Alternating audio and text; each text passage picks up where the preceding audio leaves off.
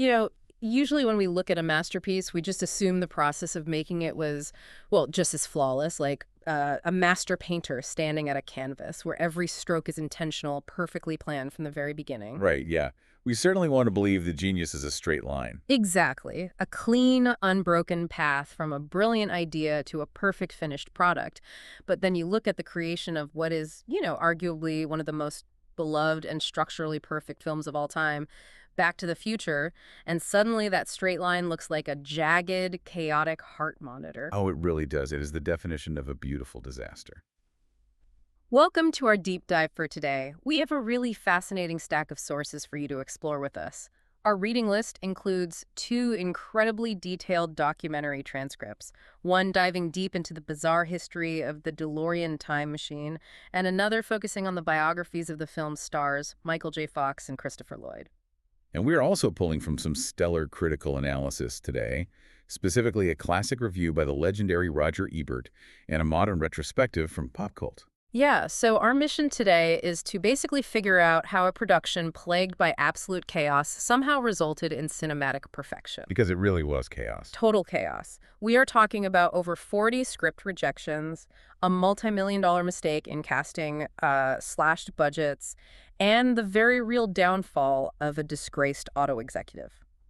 Okay, let's unpack this. Starting with where this whole chaotic journey began. Not with a time machine, not with a flux capacitor, but with, of all things, a dusty high school yearbook. Right, specifically co-writer Bob Gale looking at his father's 1940 high school yearbook. Gale is just flipping through it and discovers that his dad was actually the president of his graduating class. What's the ultimate school spirit guy? Exactly, the classic rah-rah school spirit guy. And Gale realizes that he actively avoided those exact types of guys when he was in high school, which, prompts this very simple but profound question. He thinks, if I had gone to high school with my dad, would we even have been friends? It's such a great question. I mean, think about your own high school experience for a second. If you ran into your parents in the hallway as teenagers, before they had any authority over you, would you have actually hung out with them?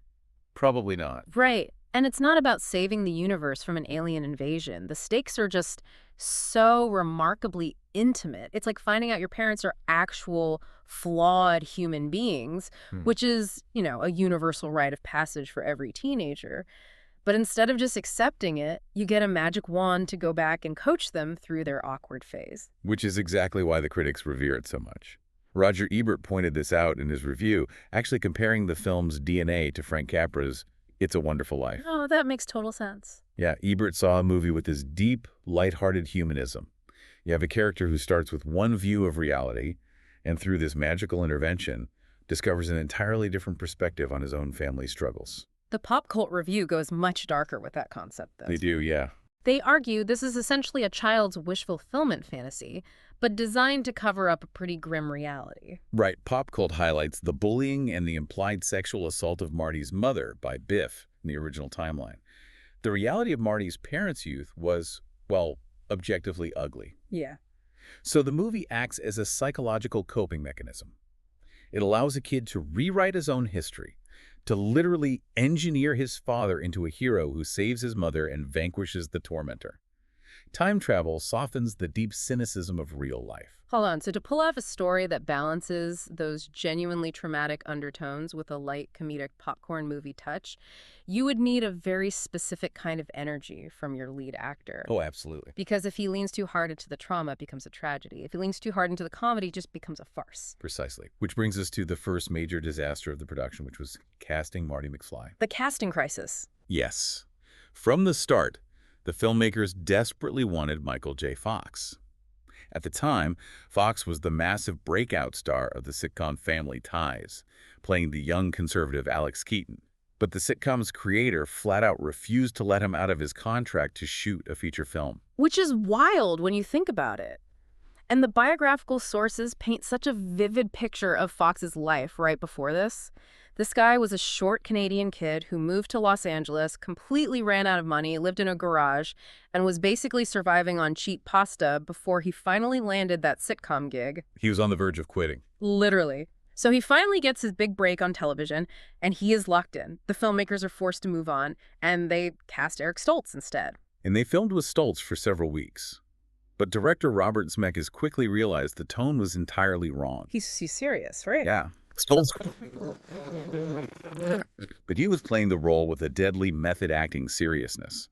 He treated the script like a tragedy about a boy trapped in the past. Which, I mean, technically it is, but But it completely lacked the vital, frantic humor the movie desperately needed to balance out those darker thematic elements that Pop Cult pointed out. so Zemeckis makes this insane decision. He decides to fire his lead actor weeks into production, and the sources note this decision cost the studio $3 million. $3 million. Stop right there, because $3 million in the mid-1980s was a massive chunk of a movie's budget. How does a director even convince a studio to swallow that kind of loss weeks into filming without getting fired himself? It requires immense conviction. Zemeckis had to show the studio executives the footage and essentially say, if we release this movie, it will bomb. It just doesn't work. Wow. They had to scrap everything and start over. Yeah. They went back to the television network and begged for Michael J. Fox again. Yeah. And this time, they worked out a deal, but with one massive caveat. Yeah. Fox had to shoot both the TV show and the movie simultaneously. The schedule described in the biography documentary is just punishing. I mean, for months, Fox would rehearse and shoot Family Ties all day until 5 p.m. Then the driver would be waiting to rush him to the Back to the Future set, where he would shoot the movie until just before dawn. He was surviving on maybe 2 or 3 hours of sleep a night. The driver literally had to carry him into his apartment and dump him into bed. And what's fascinating here is how that grueling physical reality fundamentally shapes the character. How so? Well, Fox was so exhausted, constantly running on pure adrenaline, rushing blindly from one set to another. He brought this perfect spate of bewildered, frantic, manic energy to Marty McFly. It's hard to imagine he would have played it with that same lightning-in-a-bottle panic if he'd actually been well-rested. That makes so much sense. He threw everything he had into the illusion. I mean, take the famous guitar scene where he plays Johnny B. Goode. The sources mention Fox was a musician in real life, so he could play, but the audio we actually hear is a professional studio musician named Tim May. Oh, really? I didn't realize that. Yeah. But Fox didn't just pretend to strum along. He worked with a guitar teacher to learn the exact complex fingerings for the solo, so the illusion on screen would be utterly flawless. Complete dedication. Yet that chaotic, exhausting energy of Marty McFly would have completely derailed the movie if it wasn't anchored by something equally intense. Right. He needed a foil. Exactly. A highly controlled, theatrical counterpart to guide him through the plot mechanics. Enter Christopher Lloyd as Doc Brown, a guy known for intense Shakespearean theater and playing terrifying villains. And our sources reveal he initially took the Back to the Future script and threw it straight into the trash can. Into the trash. A friend had to practically force him to fish it out and give it a second chance. Thank goodness for that friend. Right. And once he signed on, the methodology he used to construct Doc Brown was just genius. He combined the wild, sweeping physical movements of the real-life orchestra conductor, Leopold Stokowski, with the visual aesthetic of Albert Einstein. That attention to detail is amazing. Right. And the way he mispronounces gigawatt as gigawatt, he actually got that from a real physicist the writers consulted, who just happened to have a quirky pronunciation. That's hilarious. He fully committed to the eccentricities to balance Fox's frantic teenager vibe. But Doc Brown obviously needs his time machine to make the plot work. And here's where it gets really interesting. The time machine wasn't originally a car. Not at all. If you look at the first 2 drafts of the script, Marty was a video pirate, and the time machine was a lead-lined refrigerator. A kitchen appliance. Yes, a refrigerator. The entire climax of the movie involved loading this modified refrigerator onto the back of a truck, driving it out to a nuclear test site in the Nevada desert, and harnessing the energy of an actual atomic bomb blast to send Marty back to 1985. That is wild. But then Universal Studios steps in at this exact moment. They tell the filmmakers the movie is running too expensive and they demand a $1 million budget cut. Yeah, so that elaborate nuclear test site sequence had to be completely scrapped. Just cut it entirely. Right. The writers sat down and had to figure out a way to keep the climax confined to the studio backlot just to save money. So they swapped the atomic bomb for a localized lightning strike at the town square's clock tower. Which is iconic. It is. And Zemeckis realized that if you are harnessing lightning in a town square, you can't just drive a refrigerator around. The time machine had to be inherently mobile. Isn't it incredible how a studio bean counter demanding a budget cut actually saved the movie? I mean, it's like an artist being told they only have 3 colors of paint to work with, forcing them to paint a masterpiece instead of a sprawling mess. A refrigerator would have been completely ridiculous and totally unmarketable. Furthermore, the studio didn't just limit their colors, they forced them to paint on a completely different canvas, a studio parking lot instead of a sprawling desert. Constraints really do breed creativity. They really do. Once they decided the machine had to be a car, they needed a vehicle that looked completely alien to people living in 1955. They needed something with unpainted stainless steel and those futuristic gull-wing doors. They needed the DeLorean. But they didn't just pick the DeLorean because it looked like a spaceship. They picked it because at that exact moment in cultural history, the DeLorean Motor Company was at the center of one of the darkest, most sensational scandals in America. Yeah, to understand why the car mattered, you really have to understand the hubris of the man behind it, John DeLorean. According to the Haggerty documentary, he was this brilliant engineer at General Motors. He actually spearheaded the creation of the legendary Pontiac GTO muscle car. Which is a classic. Totally. But he was also a rebellious, flashy playboy who aggressively clashed with the conservative GM executives, which ultimately led to his exit. Right, so he decides to build his own empire. He wants to build an ethical, mass-produced sports car, the DMC-12. It's supposed to have stainless steel skin, those iconic gull-wing doors, and basically last a lifetime. And he somehow negotiates this incredible deal to build his massive factory in Belfast, Northern Ireland. Right in the middle of the Troubles. Exactly, right in the middle of the violent sectarian conflict between Catholics and Protestants. His stated hope was that providing thousands of jobs might actually help ease the violence there by boosting the economy. It was an impossibly ambitious, almost utopian dream. But the reality of manufacturing it was an absolute disaster. The engineering phase was incredibly rushed. They handed the chassis design off to Lotus, who completely changed the core architecture. They moved the engine to the rear of the car. Wait, why does moving the engine to the back ruin the car? Well, moving the engine to the rear completely shifted the weight distribution. Lotus had to massively reinforce the structure just to support it, which added huge amounts of weight to the vehicle. Oh, I see. Yeah, and the engine they were using was just a standard V6, never designed to haul that much heavy stainless steel and reinforced framing. So you ended up with a sports car that was incredibly heavy and woefully underpowered. And right as they launched in 1981, a severe blizzard hit the Midwest of the United States, crippling their critical initial sales. The company was just hemorrhaging money. And this is where the story goes completely off the rails. DeLorean is desperate for cash to save his factory and keep his workers employed. He gets roped into a massive FBI sting operation involving a suitcase full of cocaine. There's actual videotape of him toasting with champagne and calling the drugs better than gold. Now, it is crucial to look at this impartially, exactly as the legal sources lay it out.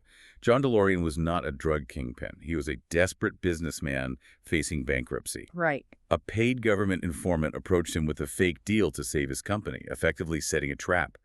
His attorneys successfully argued that it was textbook government entrapment. And a jury agreed. They found DeLorean completely not guilty on all charges. He was legally clear.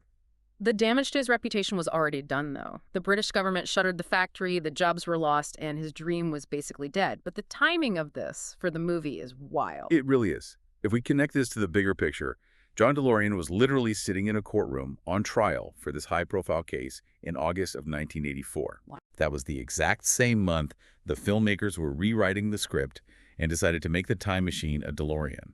His real-time notoriety gave the car this dangerous, outlaw mystique. Think about the thematic parallel here, too. John DeLorean is essentially the real-life Doc Brown, a brilliant, eccentric outsider whose grand, impossible dreams are built on a fragile foundation, constantly teetering on the verge of disaster. Oh, that's a great point. And Bob Gale knew they had gold. A product placement executive actually offered the production $75,000 to change the time machine to a Ford Mustang. And Gale basically laughed him out of the room, saying, Doc Brown doesn't drive a Mustang. He absolutely does not. So John DeLorean's real-world failure provided the perfect thematic vehicle for the film. But the prop department still had the monumental task of making this sleek sports car look like a time machine that a disgraced crazy scientist cobbled together in his garage. I love how the prop makers achieved this aesthetic. The Haggerty documentary lists all the pure domestic junk they bolted onto this car to ground the science fiction in reality. You know that Mr. Fusion energy reactor on the back of the car? Yeah. That's literally a Krupp's coffee grinder. No way. Yes. They wanted it to feel incredibly DIY. They used Dodge Polara wheel covers, surplus aircraft parts, and weird scientific meters they scrounged from local scrapyards. They even had to physically remove and replace the car's speedometer for the movie. Because of federal regulations during the gas crisis at the time, the real DeLorean speedometer only went up to 85 miles per hour. And obviously for the narrative mechanics of the script, they needed the car to hit 88. Exactly. It's all movie magic and smoke and mirrors.